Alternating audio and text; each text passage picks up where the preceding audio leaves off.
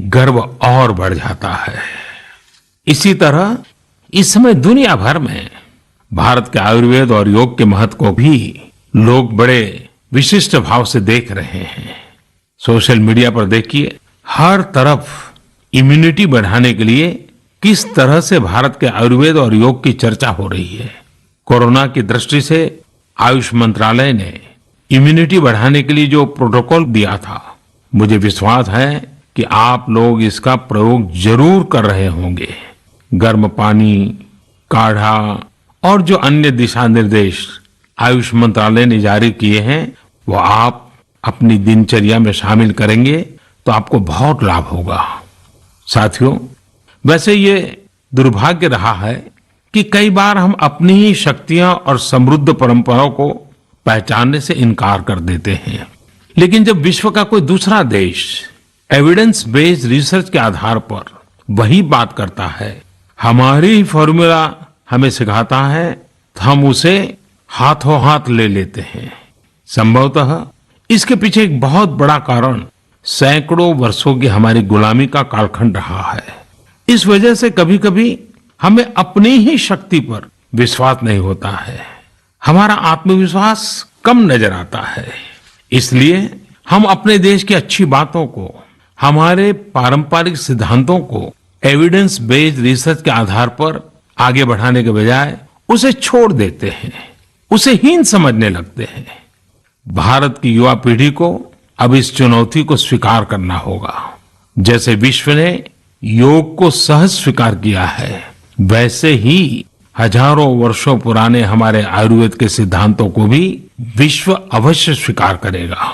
हाँ, इसके लिए युवा पीढ़ी को संकल्प लेना होगा और दुनिया जिस भाषा में समझती है, उस वैज्ञानिक भाषा में हमें समझाना होगा, कुछ करके दिखाना होगा।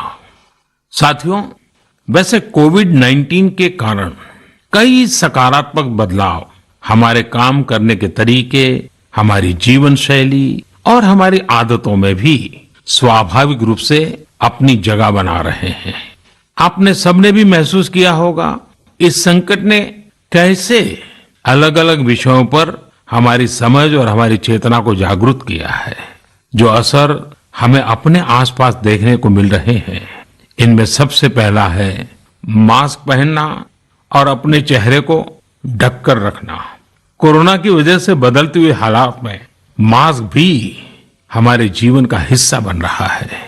वैसे हमें इसकी भी आदत कभी नहीं रही कि हमारे आसपास के बहुत सारे लोग मास्क में दिखे, लेकिन अब हो यही रहा है। हाँ, इसका ये मतलब नहीं है कि जो मास्क लगाते हैं वे सभी बीमार हैं। और जब मैं मास्क की बात करता हूं तो मुझे एक पुरानी बात याद आती है। आप सबको भी याद होगा, एक जमाना था कि हमारे देश के कई ऐसे इलाके ऐसे होते थे कि वहां अगर कोई नागरिक फल खरीदता हुआ दिखता था तो आस पड़ोस के लोग उसको जरूर पूछते थे, क्या घर में कोई बीमार है? यानी फल मतलब बीमारी में ही खाया जाता है, ऐसी एक धारणा बनी हुई थी। हालांकि समय बदला और ये धारणा भी बदली। वैसे ही मास्क को लेकर भी धारणा अब बदलने वाली ही है। आप देखिएगा, मास्क अब सभ्य समाज का प्रतीक बन जाएगा। अगर बीमारी से खुद को बचना है और दूसरों को भी बचाना है तो आपको मास्क लगाना पड़ेगा। और मेरा तो सिंपल सुझाव रहता है, गमछा, मुंह ढकना है। साथियों, हमारे समाज में एक और बड़ी जागरूकता ये आई है कि अब सभी लोग ये समझ रहे हैं कि सार्वजनिक स्थानों पर थूकने के क्या नुकसान हो सकते हैं। यहां वहां कहीं पर भी थूक देना गलत आदतों का हिस्सा बना हुआ था।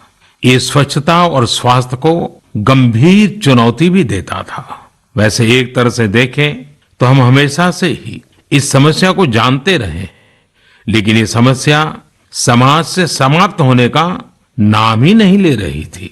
अब वो समय आ गया है कि इस बुरी आदत को हमेशा हमेशा के लिए खत्म कर दिया जाए। कहते भी हैं कि बेटर लेट देन नेवर, तो देर भले हो गई हो लेकिन अब ये थूकने की आदत छोड़ देनी चाहिए। ये बातें जहां बेसिक हाइजीन का स्तर बढ़ाएंगी, वहीं कोरोना संक्रमण को फैलने से रोकने में भी मदद करेगी। मेरे प्यारे देशवासियों, ये सुखद संयोग ही है कि आज जब आपसे मैं मन की बात कर रहा हूं, तो अक्षय तृतीया का पवित्र पर्व भी है।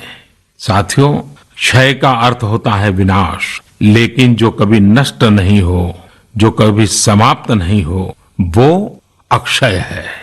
अपने घरों में हम सब इस पर्व को हर साल मनाते हैं, लेकिन इस साल हमारे लिए इसका विशेष महत्व है।